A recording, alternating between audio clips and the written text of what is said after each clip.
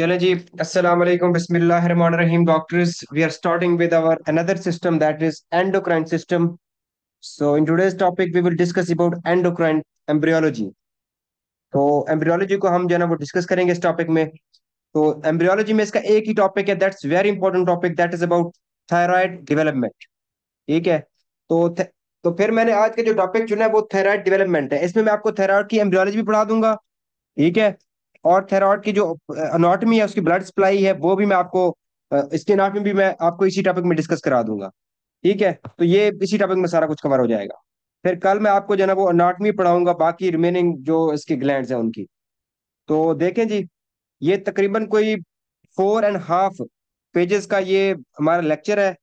ठीक है. तो अगर आप लोग क्विक रिस्पॉन्स करेंगे तो इट्स पॉसिबल कि हम इसको एक लेक्चर में खत्म कर लें. ठीक है. और अगर आप क्विक रिस्पॉन्स नहीं करेंगे तो फिर हमें 2 लेक्चर्स करने पड़ेंगे. तो देखें जी, our first topic is thyroid development. के थायराइड जो ग्लैंड है, जो हमारी नेक में प्रेजेंट होता है, ये कैसे डेवलप होता है. तो इससे पहले कि वो कैसे डेवलप होता है ये सुन लें. वो कहता है thyroid gland is the first endocrine gland to develop. ये पहला एंडोक्राइन ग्लैंड होता है जो डेवलप होता है. और ऐसा क्यों होता है? क्योंकि ये थायराइड ग्लैंड है, इसने थायराइड हार्मोन्स बनाने होते हैं, T3 एंड T4. और आपको पता है T3 एंड T4 ये जो हार्मोन्स है, ये मेटाबॉलिज्म के लिए और ग्रोथ हार्मोन्स के लिए, यानी ग्रोथ के लिए, ये ये बहुत इंपॉर्टेंट हार्मोन्स होते हैं. T3 एंड T4 बहुत इंपॉर्टेंट होते हैं ग्रोथ के लिए, मेटाबॉलिज्म के लिए. और ये सबसे पहले डेवलप इसीलिए होता है क्योंकि ये मेटाबॉलिज्म और ग्रोथ के लिए इंपॉर्टेंट है ऑफ अदर ऑर्गन्स. जो दूसरे, जब फीटस की डेवलपमेंट हो रही होती है तो उसके दूसरे ऑर्गन भी ग्रोथ कर रहे होते हैं. तो उन ऑर्गन्स की ग्रोथ हो रही होती है और ग्रोथ के लिए मेटाबॉलिज्म हो रहे होते हैं. तो उन ऑर्गन्स की ग्रोथ या फिर मेटाबॉलिज्म के लिए T3 T4 नीड होता है.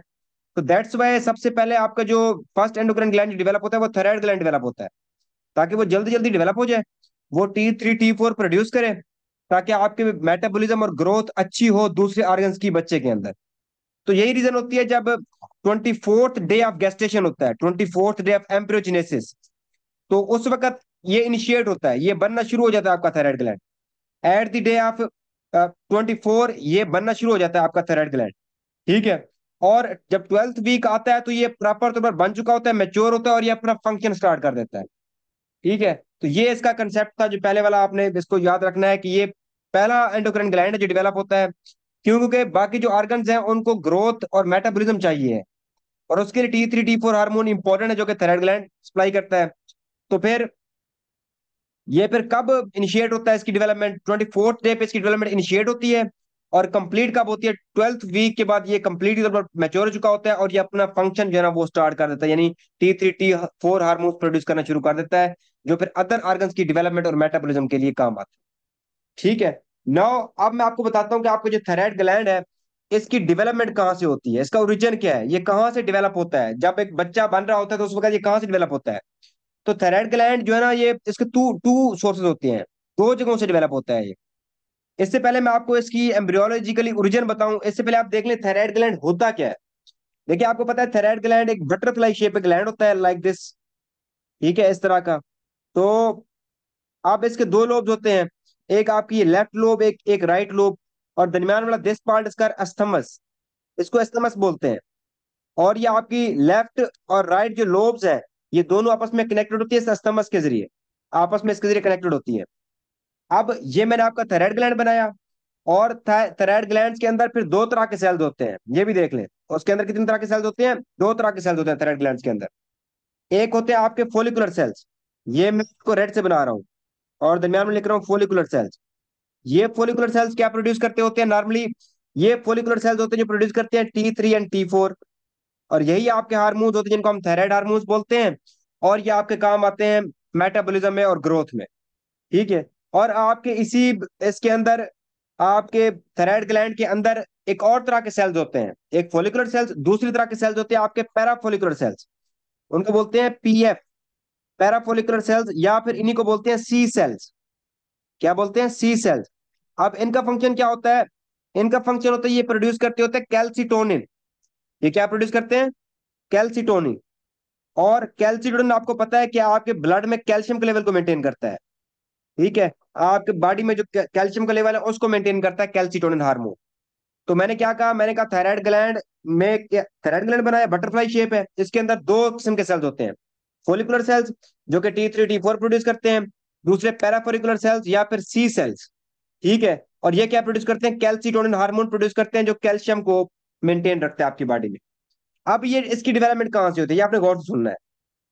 अब आपने इसको गौर से सुनना है, ठीक है। अब के पहले है आपका ये फोलिकुलर सेल्स नंबर वन, और दूसरा आपका ये पूरा थायराइड ग्लैंड, ये पूरा थायराइड ग्लैंड। यानी कि आप फोलिकुलर सेल्स को ले लें, थायराइड ग्लैंड को ले लें, अस्थमस को ले लें, सिर्फ पैराफोलिकुलर सेल्स को छोड़ दें, सिर्फ पैराफोलिकुलर सेल्स को छोड़ दें। तो पैराफोलिकुलर सेल्स को छोड़ के बाकी जितना भी थायराइड ग्लैंड है वो किससे डेवलप होता है, वो डेवलप होता है, देखिए मैंने आपको फ्रिंजल आर्च और फ्रिंजल पाउचेस पढ़ाई थी, तो ये एम्ब्रियोलॉजी में, तो ये होती है आप ये फर्स्ट फ्रिंजल आर्च, सेकंड फ्रिंजल आर्च, इनकी पाउचेस होती हैं। ये आर्च होगी फर्स्ट फ्रिंजल आर्च, ये फर्स्ट फ्रिंजल पाउच होगी, ये सेकंड फ्रिंजल पाउच होगी, ये थर्ड फ्रिंजल पाउच होगी, ये फोर्थ फ्रिंजल पाउच होगी। तो आपकी जो ये टी आपके जो फोलिकुलर सेल्स होते हैं या फिर थायराइड ग्लैंड होता है, ये डेवलप होता है आपकी first and second pharyngeal pouch से। First फ्रिंजल pouch, second pharyngeal pouch, इन इन पाउच के ऊपर होती है एंडोडर्म, तीन लेयर होती है ना, एंडोडर्म, एक्टोडर्म और आपकी, ये तीन लेयर होती है। तो ये सबसे जो अंदर वाली लेयर होती है एंडोडर्म, ये एंडोडर्म लेयर से बनता है। ठीक है, कैसे बनता है, एंडोडर्म लेयर से। तो क्या कहा मैंने, आई एम सॉरी, मैंने अभी तक क्या कहा, मैंने कहा कि आपके जो थायराइड ग्लैंड्स और फोलिकुलर सेल्स कहां से डेवलप होते हैं, first first and second pharyngeal pouch से डेवलप होते हैं, और उन पाउचेस के ऊपर जो एंडोडर्म लेयर है उससे डेवलप होते हैं, ये बात मैंने की है। ठीक है, और ये जो आपकी पाउचेस हैं इनको फ्रिंजियल, इनको इनको प्रीमिटिव फेरिंग्स भी बोलते होते हैं, इनको क्या बोलते होते हैं, प्रीमिटिव फेरिंग्स। तो आपने ये बात याद रखनी है कि प्रीमिटिव फेरिंग्स, और प्रीमिटिव फेरिंग्स अगर बात करें तो उनके अंदर फर्स्ट एंड सेकंड फ्रिंजियल पाउच, और अगर पाउच की बात करें तो उसके एंडोडर्म से जाके डेवलप होती है आपके थायराइड ग्लैंड्स और आपके फोलिकुलर सेल्स। बाकी पीछे क्या रह गए, बाकी पीछे हमारे पास बच गए पैराफोलिकुलर सेल्स, सी सेल्स। ये कैसे डेवलप होते हैं, फिर आपकी होती है ये फ्रिंजियल पाउच नंबर 4, इससे आपकी बनती है अल्टीमो ब्रेकियल बॉडी, ये लिखा हुआ है अल्टीमो ब्रेकियल बॉडी, ये डेवलप होती है। जब ये अल्टीमो ब्रेकियल बॉडी यहां से ऐसे डेवलप होती है, और इस अल्टीमो ब्रेकियल बॉडी के अंदर फिर न्यूरल क्रस्ट सेल जाके बैठते हैं, न्यूरल क्रस्ट सेल्स। यहाँ फोर्थ फ्रेंजल पोज से बनती है अल्टीमो ब्रेकियल बॉडी। फिर इस बॉडी के अंदर न्यूरल क्रस्ट सेल्स आके बैठ जाते हैं, और फिर ये न्यूरल क्रस्ट सेल्स जैसे अल्टीमो ब्रेकियल बॉडी के अंदर आके बैठते हैं, तो ये बन जाते हैं आपके पैराफोलिकुलर सेल्स, सी सेल्स बन जाते हैं जो कैल्सिटोन रिलीज करते हैं। तो ये था आपका जो है ना एम्ब्रियोलॉजिकली ओरिजिन की, इनका ओरिजिन क्या होता है। फिर मैं अभी डिटेल में बताता हूँ कि डेवलप कैसे होता है। अभी मैंने आपको जस्ट ओरिजिन बताया है। मैंने कहा आपके जो थायराइड ग्लैंड होता है उसकी दो तरह की डिवीजन होती है, एक उसके थायराइड ग्लैंड, दूसरा उसके फोलिकुलर सेल्स जो T3 T4 प्रोड्यूस करते हैं थायराइड हार्मोन्स जो मेटाबॉलिज्म और ग्रोथ में काम आते हैं, दूसरा आपके पैराफोलिकुलर सेल्स जिनको सी सेल्स भी बोलते हैं, ये कैल्सिटोन रिलीज करते हैं जो कैल्शियम के लेवल को मेंटेन करने में काम आता है। अब मैंने कहा कि आपकी जो फिरेंजियल प्रीमिटिव फेरिंक्स है, उसकी फर्स्ट एंड सेकंड फिरेंजियल पाउच है, उनका जो एंडोडर्म है, ऊपर वाली लेयर, आई एम सॉरी अंदर वाली लेयर, उससे क्या बनते हैं आपके जो है ना ये आपके फोलिकुलर सेल्स और थायराइड ग्लैंड बनते हैं। बाकी आपके जो फिर पैराफोलिकुलर सेल्स बच जाते हैं वो किससे बनते हैं, आपकी फोर्थ फ्रेंजल पोस्ट से बनती है अल्टीमो ब्रेकियल बॉडी, उसके अंदर आके न्यूरल क्रस्ट सेल्स बैठ जाते हैं, this is called no your parafollicular cells. Until here any question doctors, यहां तक कोई सवाल हो तो मुझे बताएं, अदरवाइज मैं अब आपको स्टेजेस आगे पढ़ाता हूँ, मुझे रेस्पॉन्स करें ताकि मैं आगे मूव करूं। हाँ जी, यहां तक कोई सवाल हो, चले ओके क्लियर है। एवरी डॉक्टर तैयबा इसमाइल का तो क्लियर है, बाकी डॉक्टर्स का सबका क्लियर है, चले ओके ओके वेरी गुड, सबका क्लियर है। Next is the stages of thyroid development. अब उसकी अब हम मैं आपको वन बाय वन करके बताता हूँ कि अब ये डेवलप कैसे होता है। ठीक है, ये थायराइड ग्लैंड और फोलिकुलर सेल्स कैसे डेवलप होते हैं, फिर पैराफोलिकुलर सेल्स कैसे डेवलप होते हैं, अब हम इसको डिटेल में जरा जाके देखते हैं। अब आपको मजीद क्लियर हो जाएगा, ये चीजें मजीद क्लियर हो जाएंगी। चले इस डायग्राम पे आपने फोकस करना है। ठीक है, तो ये कलर ले लेते हैं हम, रेड वाला। देखें, आपकी जो फर्स्ट फ्रिंजल पाउच होती है उसके ऊपर दो स्वेलिंग्स होती हैं, ये वाली swellings, these two swellings are called two lingual swellings.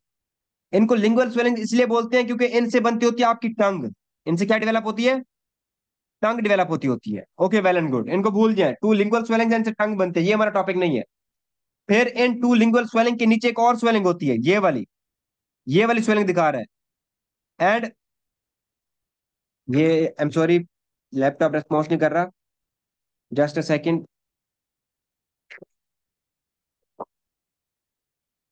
It will come back. ओहो, चले। तो ऊपर वाली दो स्वेलिंग टू लिंगुअल स्वेलिंग जिनसे टंग बनती है, उसके नीचे एक और स्वेलिंग होती है फर्स्ट फ्रेंजल पाउच पे। This swelling is called this swelling is called tuberculum impar, इसको बोलते हैं ट्यूबरकुलम इम्पार, ये नाम आपने याद रखने हैं। फिर उसके नीचे यहाँ एक और स्वेलिंग होती है, नीचे बिल्कुल नीचे यहाँ पर। ये सेकंड फ्रेंजल पाउच पे होती है। This swelling is called copula. This swelling is called, please shut your mic, doctor Mohammad Arsalan please अपना माइक बंद रखें।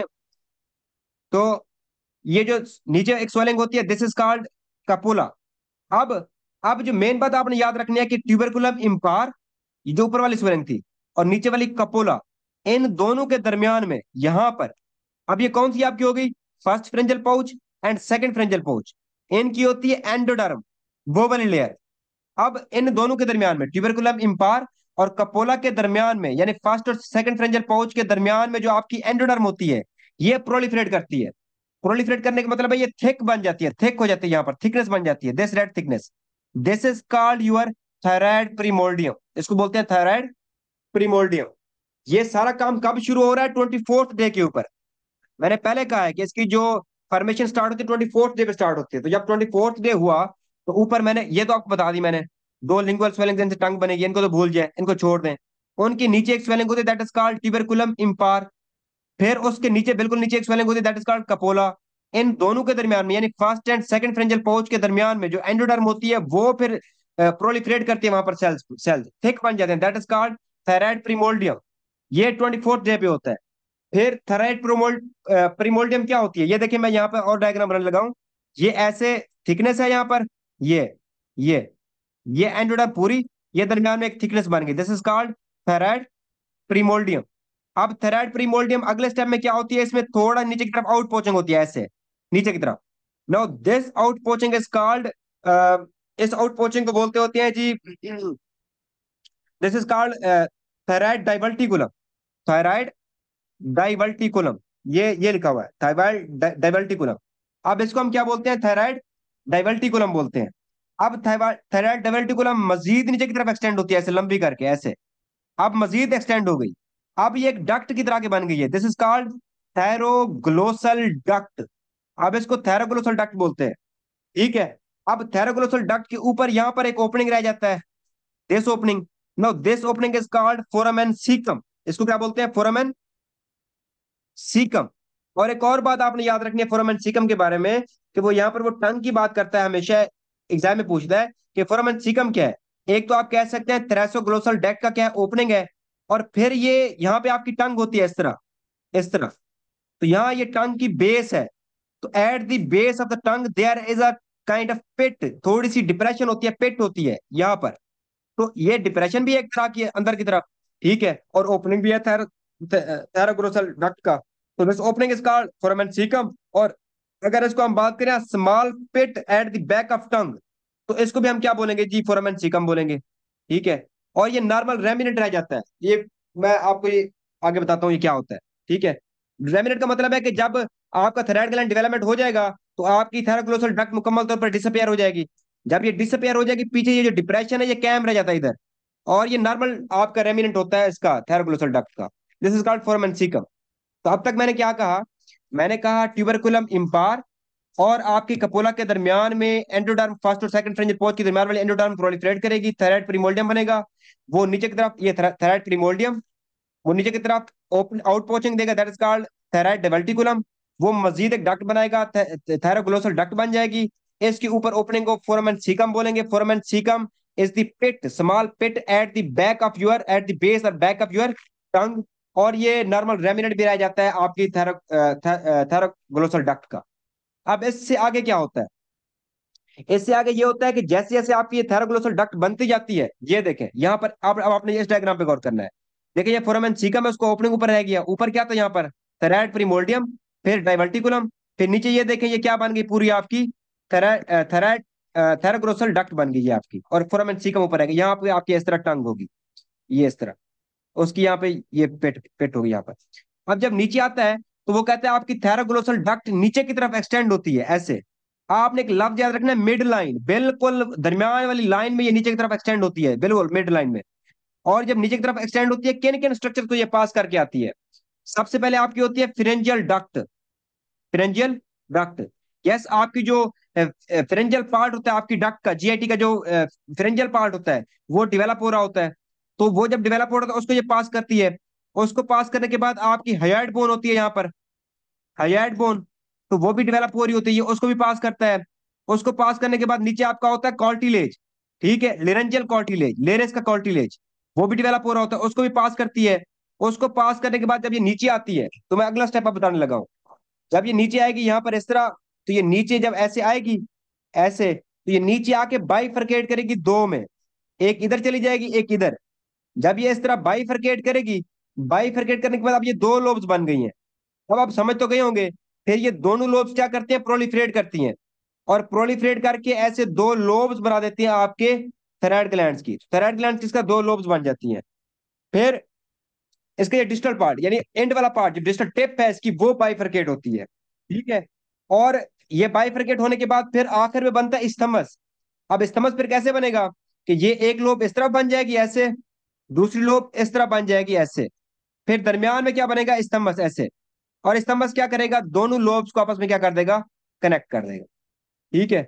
और ये जो प्रॉपर शेप है, ये कब ये जो, जब सेवंथ सेवंथ वीक चलता है, सेवंथ वीक, जब गेस्टेशन का सेवंथ वीक होता है, 7वें हफ्ते में ये मुकम्मल इसकी डेवलपमेंट हो जाती है। लेकिन फंक्शनल कब होता है? 12th वीक में, 12वें वीक में जाके ये फंक्शनल होता है और हार्मोन अपने प्रोड्यूस करता है।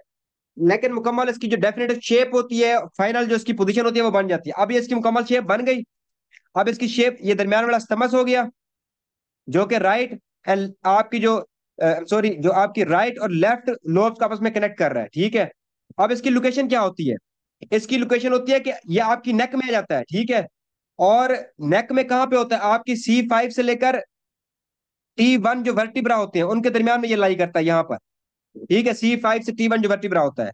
और अगर ट्रेकिया की बात करें, क्योंकि इसके साथ पीछे ट्रेकिया भी पड़ा होता है, तो ये ट्रेकिया के सेकंड टू फिफ्थ के ट्रेकियल रिंग्स होते हैं। यानी इसके साथ अगर मैं ट्रेकिया बनाऊं तो ट्रेकिया के ऐसे रिंग होते हैं सी टाइप। तो इसके जो रिंग्स होती है, इसके 2 to 5 रिंग होता है, उसके दरमियान में ये ऐसे पड़ा होता है यहाँ।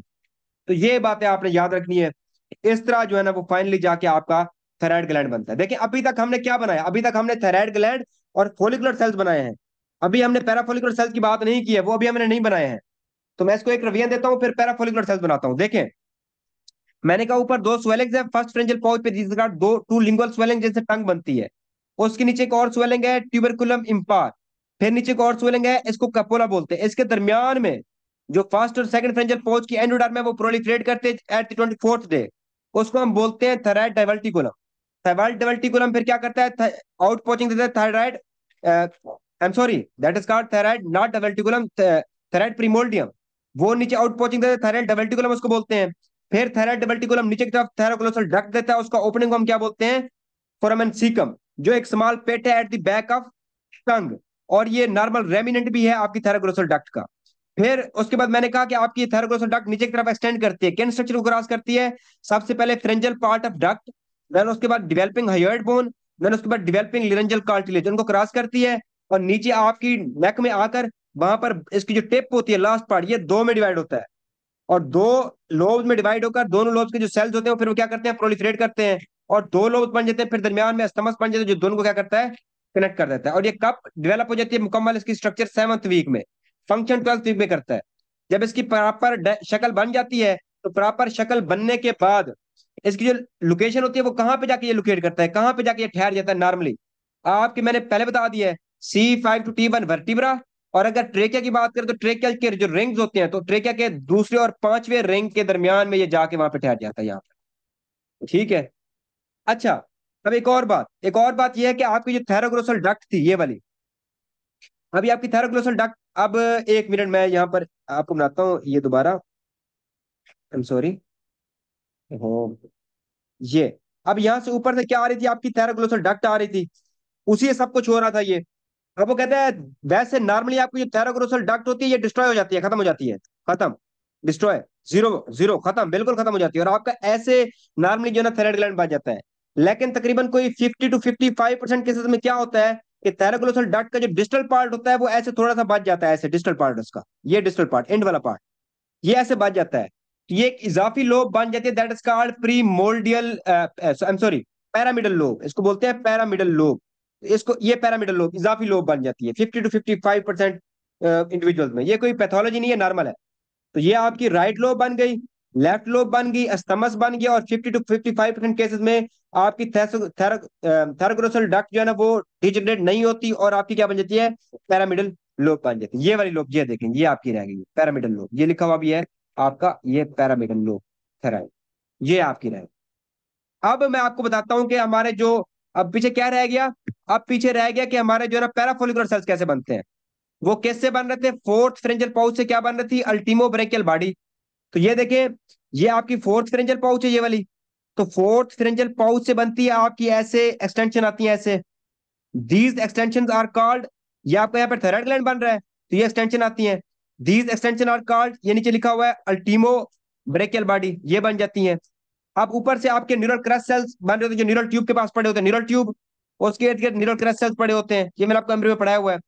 तो न्यूरल क्रस्ट सेल्स वहां से माइग्रेट करते हैं और इस अल्टीमो ब्रेकियल बॉडी के अंदर आ जाते हैं। फिर वो यहाँ से आपकी अल्टीमो ब्रेकियल बॉडी, ये थायराइड बन रहा है, थायराइड ग्लैंड इधर से आती है, तो ये थायराइड ग्लैंड, तो इधर से वो आती है ऐसे, और अंदर इन्वेजिनेट करती है आपकी अल्टीमो ब्रेकियल बॉडी। अल्टीमो ब्रेकियल बॉडी इसके अंदर चली जाती है, और फिर उनके अंदर इन्वेड करते हैं, यानी अंदर दाखिल हो जाते हैं, उनकी पॉपुलेशन बन जाते हैं आपके न्यूरल क्रस्ट सेल्स। और इस तरह ये आपकी अल्टीमो ब्रेकियल बॉडी जो कि फोर्थ फ्रेंजल पाउच से डेवलप हुई थी, और न्यूरल क्रस्ट सेल्स इनके अंदर बैठ गए थे, इन्होंने मिलकर क्या बना दिया, आपका पैराफोलिकुलर सेल्स बना दिए। तो आपका मुकम्मल थायराइड ग्लैंड भी बन गया, उनके अंदर फोलिकुलर सेल्स भी बन गए, किन से बने, ये एंडोडर्म से बने, आप first and second pharyngeal pouch से। और फिर पैराफोलिकुलर सेल्स भी बन गए, वो कैसे बने, वो ultimobranchial body of fourth pharyngeal pouch और न्यूरल क्रस्ट सेल से बन गए। तो ये उनकी नॉर्मल आपके जो है ना ये डेवलपमेंट होती है आप योर थायराइड ग्लैंड। हाँ जी, ये नॉर्मल डेवलपमेंट है आपके थायराइड ग्लैंड की। यहां तक कोई सवाल हो, ये उसकी डेफिनेशन कि फर्स्ट एंडोक्राइन ग्लैंड है, क्यों फर्स्ट है, कब बनना शुरू होता है 24th डे पे, कब कंप्लीट होता है 12th वीक पे, ये फंक्शनल हो जाता है, कंप्लीट 7th वीक में होता है, इसकी मुकम्मल शेप और ये अपनी मुकम्मल प्रॉपर लोकेशन पे 7th वीक में पहुंच जाता है, लेकिन फंक्शन 12th वीक में करता है। फिर इसकी दो डिवीजन है, वो किन किन से डेवलप होती है, कैसे डेवलप होती है, यहां तक कोई सवाल है तो बताएं। इसकी रीडिंग करानी है तो फिर भी आप मुझे बता सकते हैं। डॉक्टर्स, डॉक्टर अस्मा अमीर का तो क्लियर है।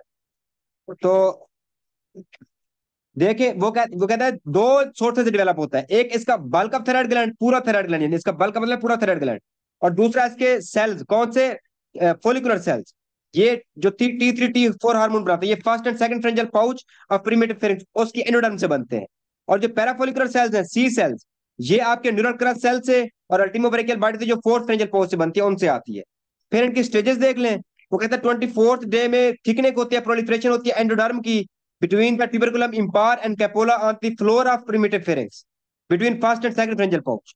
Thickening is called thyroid periphrymoldium, जो thyroid diverticulum बनाता है, वो फिर thyroglosal duct बनाता है, उसका जो ओपनिंग है that is called foramen cecum।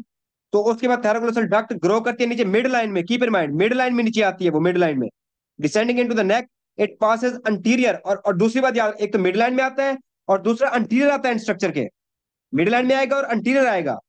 Anterior to कहाँ गया, anterior to pharyngeal part of gut developing hyoid bone and laryngeal cartilage. फिर इसका जो डिस्टल पार्ट होता है वो बाइफरकेट करता है दो में, राइट एंड लेफ्ट, और फिर अस्थमस बना देता है अंटीरियरली।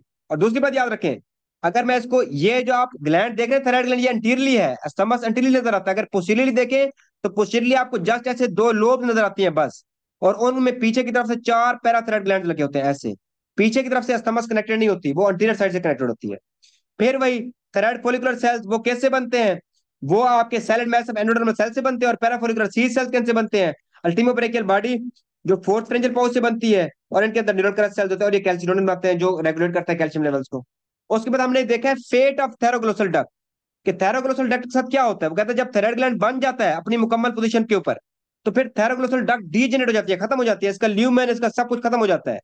बट 50 to 55% इंडिविजुअल में क्या होता है, इसका डिस्टल पार्ट जो है ना वो थैरोग्लोसल डक्ट का वो परसिस्ट करता है, रह जाता है, इसको हम बोलते हैं pyramidal lobe, which extend superiorly from the isthmus. और ये अस्थमस से ऊपर होती है, देख लें आप, ये अस्थमस ही है ना, तो उससे ऊपर ये देखें सुपीरियरली लगी हुई है वो। तो until here any question any one of you.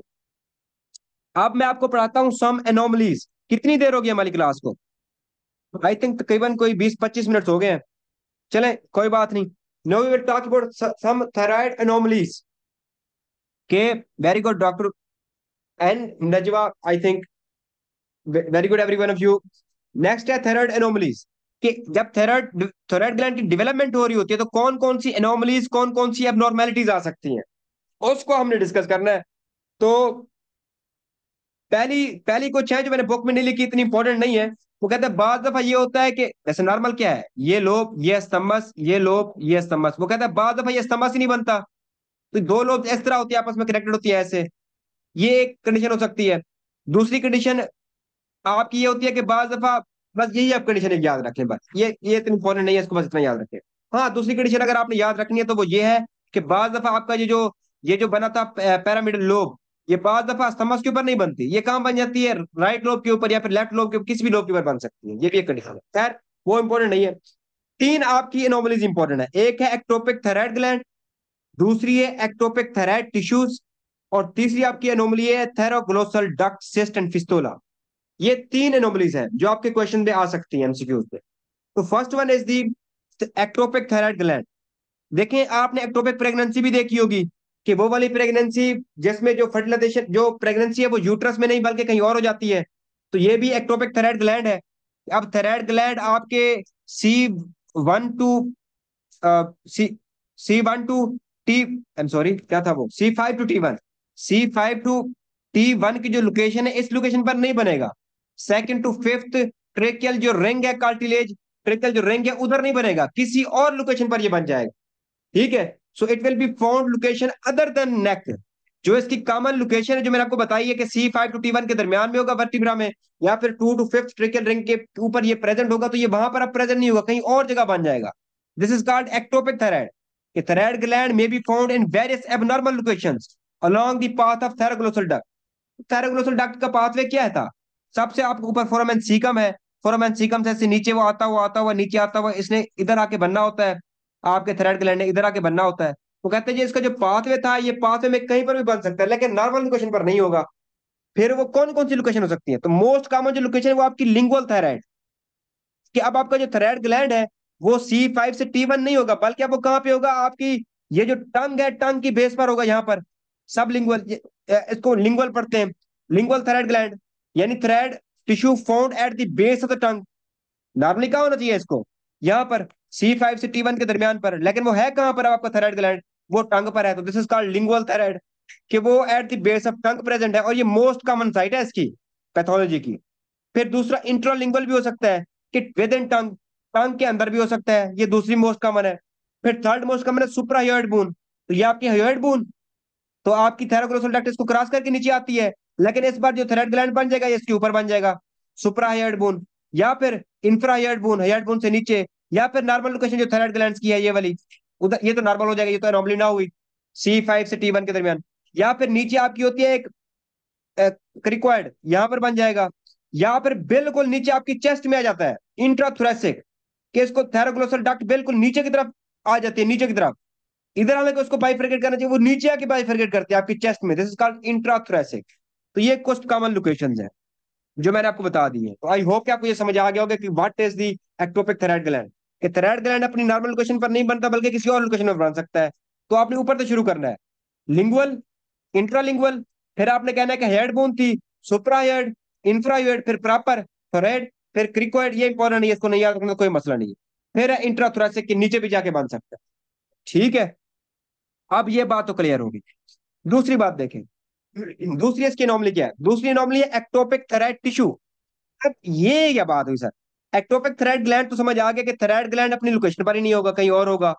Ectopic thyroid tissue का मतलब क्या है? इसका मतलब है कि जो थायराइड टिश्यू है, टिश्यू अपनी नॉर्मल लोकेशन पर नहीं होगा, अब वो कहीं और हो सकता है। तो जो थायराइड के टिश्यूज है उनको कहाँ होना चाहिए? सिंपल सी बात है, थायराइड ग्लैंड के अंदर होने चाहिए। यस, ये थायराइड ग्लैंड है, तो थायराइड ग्लैंड के अंदर टिश्यूज को होना चाहिए, इनके अंदर थायराइड टिश्यूज होने चाहिए। अब बात दफा ऐसा होता है कि जो थायराइड के टिश्यूज होते हैं वो थायराइड ग्लैंड में नहीं बल्कि किसी और जगह में होते हैं। कौन कौन सी? लेरिंक्स के अंदर होते हैं, ठीक है, लेरिंक्स के अंदर होगा, ट्रेकिया के अंदर हो गए, एसोफेगस के अंदर आ जाएंगे, पेरिकार्डियम उसके अंदर आ जाएंगे, इवन की ओवरीज में भी आ जाते हैं। अब थायराइड के टिश्यूज नॉर्मली कहाँ होने चाहिए? थायराइड ग्लैंड के अंदर, दैट्स सो सिंपल। लेकिन अब जो थायराइड के टिश्यूज हैं वो थायराइड ग्लैंड के अलावा लेरिंक्स में है, ट्रेकिया में है, वो एसोफेगस में है, पेरिकार्डियम में है और ओवरीज में है, इन जगहों पर। This is called ectopic thyroid tissues. तो अगर जो टिश्यूज हैं उसके वो थायराइड ग्लैंड के अंदर भी हो या ना भी हो और किसी और जगह पर पाए जाए, these are called ectopic thyroid tissues. किसी और जगह पर होंगे तो एक्टोपिक थैलाइड टिश्यूज बोलेंगे। और एक्टोपिक थैलाइड ग्लैंड के पूरा ग्लैंड ही उधर प्रेजेंट नहीं है, तो एक्टोपिक थैलाइड ग्लैंड के पूरा ग्लैंड ही उधर प्रेजेंट नहीं है अपनी नॉर्मल लोकेशन पे। जो एक्टोपिक थैलाइड टिश्यू है इनके टिश्यूज अपनी नॉर्मल लोकेशन पर नहीं है, टिश्यूज किसी और जगह पर प्रेजेंट है, ठीक है। अब इसकी एक वेरी इंपॉर्टेंट एग्जांपल है, that is called lingual thyroid. मैंने आपको ऊपर भी बताया है। इससे पहले मैं आपको तीसरी एनोमली बताऊं, that is your thyroid thyroglossal duct cyst and fistula, that is most important. इसके ऊपर स्टार ले देता हूं। उससे पहले मैं आपको ये लिंगुअल थैराइड जरा डिटेल में बताना चाहता हूं, ये क्लिनिकली जरा इंपॉर्टेंट होता है। ये आपका लिंगुअल थैराइड। अच्छा, लिंगुअल थैराइड को जो है ना, आपकी जो बुक्स हैं ये इसको लिखती हैं एक्टोपिक थैराइड ग्लैंड भी है और ये एक्टोपिक थैराइड टिश्यू भी है, इसको दोनों में वो करते हैं, इसीलिए ये इंपॉर्टेंट है और इसमें से क्वेश्चन आ सकता है, इसलिए मैं इसको जरा डिटेल में छेड़ रहा हूं। तो ये क्या होता है? तो ये आपको पता है फिर ये क्या होता है? मैंने पहले बता दिया है कि आपका जो थायराइड ग्लैंड है वो कहाँ बन जाएगा? एक्टोपिक थायराइड ग्लैंड या फिर टिश्यू है ये, जो eight the base of tongue में बन जाएगा, उधर बन जाएगा, नॉर्मल लोकेशन पर नहीं होगा, ठीक है। तो ये क्यों बनेगा? क्योंकि which occurs when the thyroid gland fails to descend from its original embryological position near the foramen caecum, यानी वो फोरामेन सीकम से नीचे डिसेंट, ये फोरामेन सीकम है इधर आपका, इसने यहां से डिसेंड होकर इधर आना था, तो वो जो डिसेंट इसमें फेलियर आ गई है, वो डिसेंड नहीं कर सका। जब डिसेंड नहीं कर सका, जो फोरामेन सीकम है इधर ही थायराइड ग्लैंड बन गया है। तो फोरामेन सीकम कहाँ पे होता है? Eight the base of tongue. तो ये उसकी बेस पे होता है, तो यहाँ पर आपका थायराइड ग्लैंड बन जाएगा, this is called lingual thyroid gland, ठीक है। तो वो बोल रहा है कि फोरामेन सीकम क्या है? The point on the tongue where the thyroglossal duct originates, yes. अब वो कहते हैं अब हमें इसको रिमूव करना पड़ेगा, क्योंकि ये कम अपनी कॉमन लोकेशन पर तो नहीं है, ये eight the base of tongue है। तो यहाँ पे ट्रेकिया भी है, विंड पाइप है, तो ये आपके ट्रेकिया को ब्लॉक कर सकता है, पेशेंट को एयर ऑब्स्ट्रक्शन हो सकती है। तो अगर ये थायराइड ग्लैंड वहां पर प्रेजेंट है तो ये ट्रेकिया को ब्लॉक करेगा, आपको एयरवे का प्रॉब्लम आएगा, तो you have to remove it. If needs to be remove it, it needs to be remove if causing problems like airway obstruction या फिर दूसरी कॉम्प्लिकेशन कर रहा है, तो अब आपने इसको रिमूव करना है। बट रिमूव करने से पहले आपने एक बात का ध्यान रखना है, आपने सबसे पहले इस पेशेंट की क्या करनी है? सीटी स्कैन एमआरआई करनी है, और सीटी स्कैन एमआरआई के साथ साथ आपने लैब टेस्ट करने हैं। T3 T4 का लेवल चेक करें कैसा है, कैल्सिटोनिन का लेवल चेक करें कैसा है, और साथ में इमेजिंग वगैरह करें, सीटी स्कैन एमआरआई करें। आपने चेक करना है कि आया ये जो थायराइड ग्लैंड बना ये सिर्फ एक है, सिर्फ यहां पर बना हुआ है, या फिर इसकी जो नॉर्मल लोकेशन है वहां पर भी प्रेजेंट है। अगर ये अपनी इधर भी प्रेजेंट है, नॉर्मल लोकेशन जिसकी है इधर भी ये प्रेजेंट है, इसका मतलब है कि ये इसको हम क्या बोलेंगे? एक्टोपिक थैराइड टिश्यू बोलेंगे। कि जो थैराइड ग्लैंड है वो अपनी नॉर्मल लोकेशन पर है, तो थैराइड ग्लैंड एक्टोपिक एक्टोपिक थैराइड ग्लैंड नहीं है, बल्कि उसके जो टिश्यूज है वो किसी और जगह पर प्रेजेंट है, टंग में प्रेजेंट है। अब इसको हम क्या बोलेंगे? एक्टोपिक थैराइड टिश्यू बोलेंगे।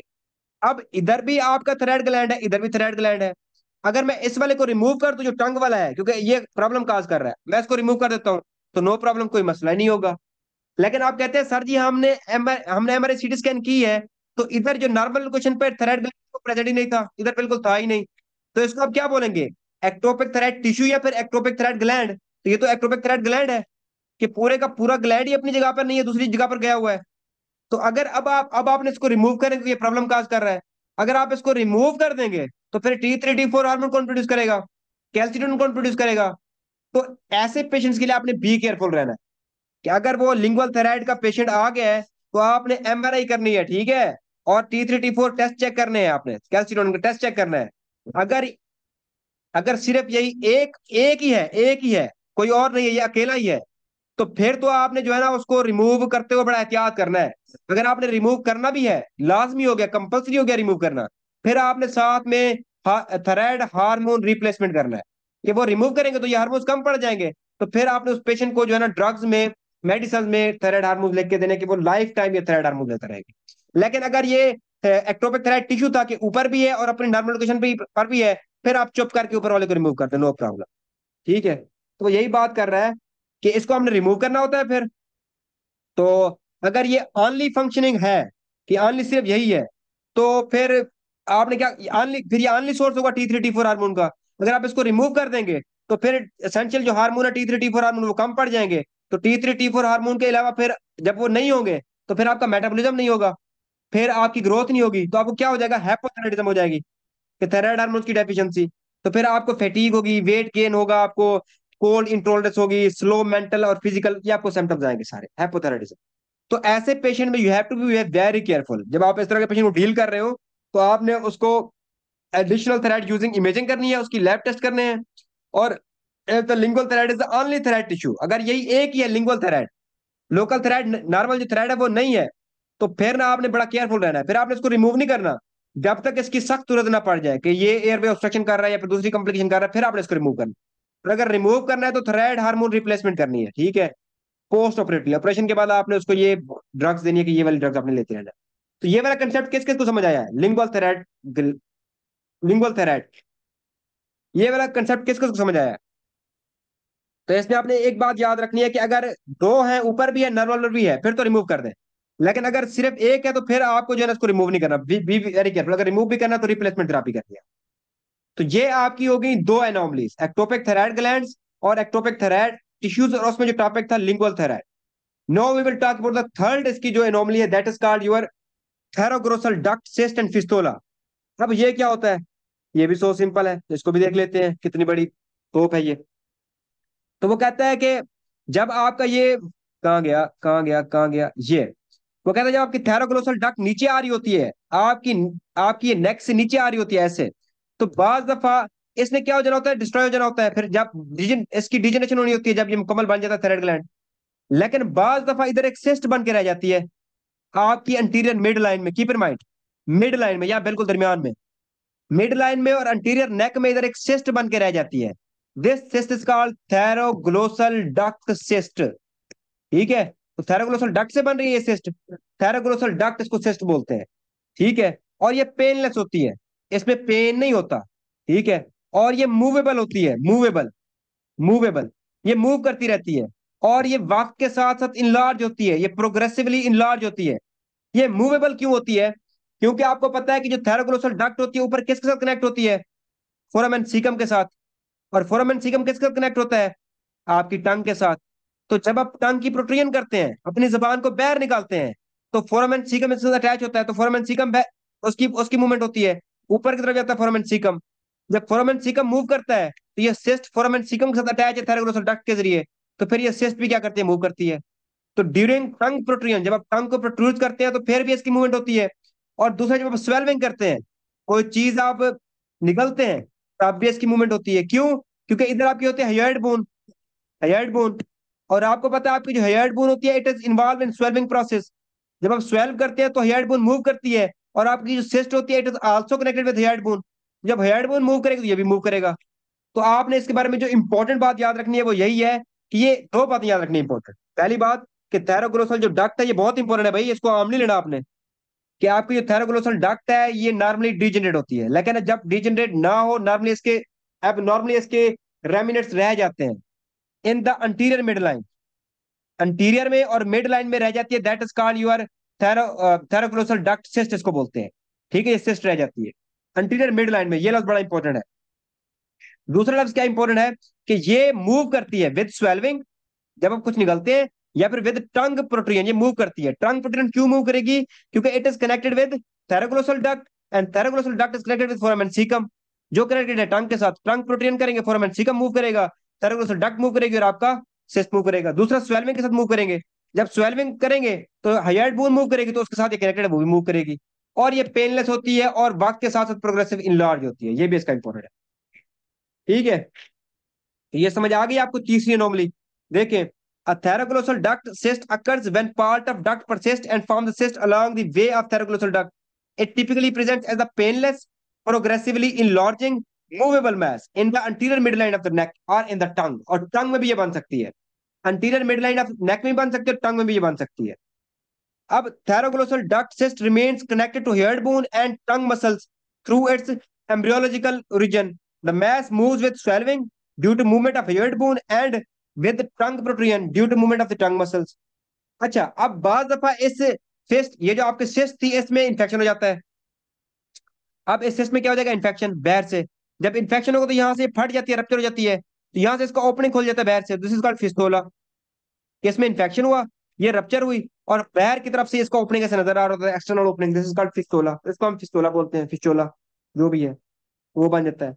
The cyst may become infected and if it does it may rupture forming a fistula and external opening। बाहर की तरफ से ऐसे, ये ऐसे होगी तो यहाँ से ये रप्चर होगी, तो यहाँ से ऐसे ओपनिंग होगा, एक्सटर्नल ओपनिंग होगा, फिस्टुला इसको बोलेंगे। तो ये उसकी तीन एनोमलीज थी। समझ आ गई है? तो थेराग्लोसल डक्ट सिस्ट क्या है और फिस्टुला क्या है, समझ आ गया ये? अच्छा, मैं अभी आपको बोल रहा था कि ये अंटीरियर मिडलाइन में होती है और ये मूवेबल होती है। ये मैं क्यों कह रहा था, ये बड़ा इंपॉर्टेंट है, क्योंकि आपकी एक और सिस्ट होती है, that is called your pharyngeal cleft cyst. इनको हमने हमेशा डिफरेंशियल डायग्नोस करना होता है, दैट्स वेरी इंपॉर्टेंट। हमारे लेक्चर को तकरीबन 20 और 20-40 मिनट हो गए, खैर। तो हमने इनको क्या करना होता है, हमेशा डिफरेंशियल डायग्नोस करना होता है। एक आपकी होती है दूसरी फिरेंजियल क्लेफ्ट सिस्ट। ये क्या होती है, देखें, जो आपकी थेराग्लोसल डक्ट सिस्ट है ये किसकी वजह से बनी है? It is due to abnormal development thyroglossal duct. कि थेराग्लोसल डक्ट की जो डेवलपमेंट हो रही थी वो एबनॉर्मल हो गई थी, जिसकी वजह से थेराग्लोसल डक्ट सिस्ट रह गई है। ठीक है। दूसरी सिस्ट है आपकी फ्रेंजियल क्लेफ्ट सिस्ट। ये क्यों बनती है? आपकी एक और स्ट्रक्चर होती है, embryonic structure, that is called cervical sinus. अब सर्वाइकल साइनस जब डेवलप होती है तो ये बेसिकली आपकी कुछ क्लेफ्ट बनाती है, यानी ग्रूव्स वगैरह बनाती होती है, फ्रेंजियल ग्रूव्स। मैंने आपको एम्ब्रियल में पढ़ाया कि फ्रेंजियल ग्रूव्स होती हैं। अगर ये आपकी सर्वाइकल साइनस, ये एम्ब्रियोलॉजिकल स्ट्रक्चर आप इतना याद रखें, सर्वाइकल साइनस एम्ब्रियोनिक स्ट्रक्चर है, और इसने डेवलप होना होता है क्लेफ्ट्स के अंदर, ग्रूव्स के अंदर। जब सर्वाइकल साइनस डेवलप हो रही होती है, अगर ये इसकी जो डेवलपमेंट है ये इनकम्प्लीट हो, एबनॉर्मल डेवलपमेंट हो, तो फिर पीछे आपकी एक और सिस्ट रह जाती है, दैट इज कॉल्ड फिरेंजियल, या उसको ब्रेकियल क्लेफ्ट सिस्ट बोलते हैं। तो ये इनमें आपने, इनकी डेफिनेशन में एक डिफरेंस याद रखना है कि थेराग्लोसल डक्ट की अगर एबनॉर्मल डेवलपमेंट हो जाए तो थेराग्लोसल डक्ट सिस्ट बनेगा, और अगर सर्वाइकल साइनस की डेवलपमेंट में अगर एबनॉर्मेलिटी आ जाए तो फिर आपकी बनेगी फिरेंजियल ब्रेकियल क्लेफ्ट सिस्ट बनेगी। ये आपने इतना याद रखना है, ये इनकी डेफिनेशन होगी।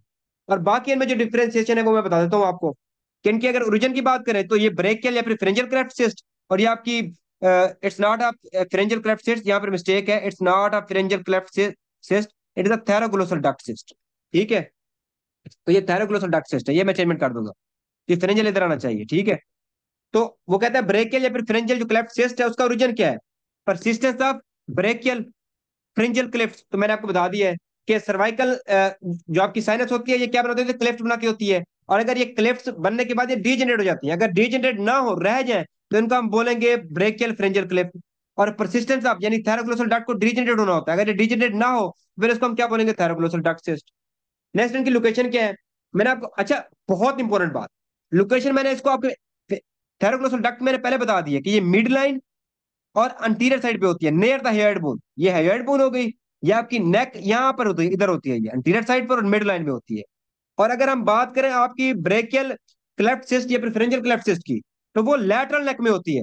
ये मिड लाइन में, तो वो लैटरल नेक में इधर साइड पे होगी, और अंटीरियर टू स्टर्नोक्लेड मसल, स्टर्नोक्लेडोमास्टाइड मसल उसके सामने पड़ी होगी। तो ये बातें आपने याद रखेंगे, मोस्ट मोस्ट इंपॉर्टेंट, कि जो आपकी ब्रेकियल क्लेफ्ट चेस्ट है ये स्टेनोक्लेड मसल के एंटीरियर पे पड़ी होती है और लैटरल लेग पे पड़ी होती है, और जो आपकी ग्लोसल डक्ट है ये मिड लाइन में पड़ी होती है और हेड बोन के करीब पड़ी होती है। ठीक है। बाकी इतनी इंपॉर्टेंट बात, बाकी जो इंपॉर्टेंट बात है मैं बताऊंगा कि इनकी जो एज ऑफ प्रेजेंटेशन है ये चाइल्डहुड टू अडल्टहुड तक आ सकती है, और ये मोस्टली चाइल्डहुड में आती है थेरोग्लोसल डक्ट। जो फिर आपकी ब्रेकियल या प्रेफरेंशियल क्लेफ्ट चेस्ट है, it does not move with swelling of tongue protrusion. But मैंने आपको अभी बताया है कि आपकी thyroglossal duct move with swelling and tongue protrusion. क्यों मूव करती है मैंने बता दिया, ये दो पॉइंट इसके इंपॉर्टेंट है, एक ये लोकेशन वाला, एक ये मूवमेंट वाला, इनमें वो आपको पकड़ता है, ये दो पॉइंट्स। और तीसरा इनकी डेफिनेशन वाला पॉइंट वो मैंने बता दिया, डेफिनेशन और ओरिजिन एक ही बात है, ये तीसरा पॉइंट है।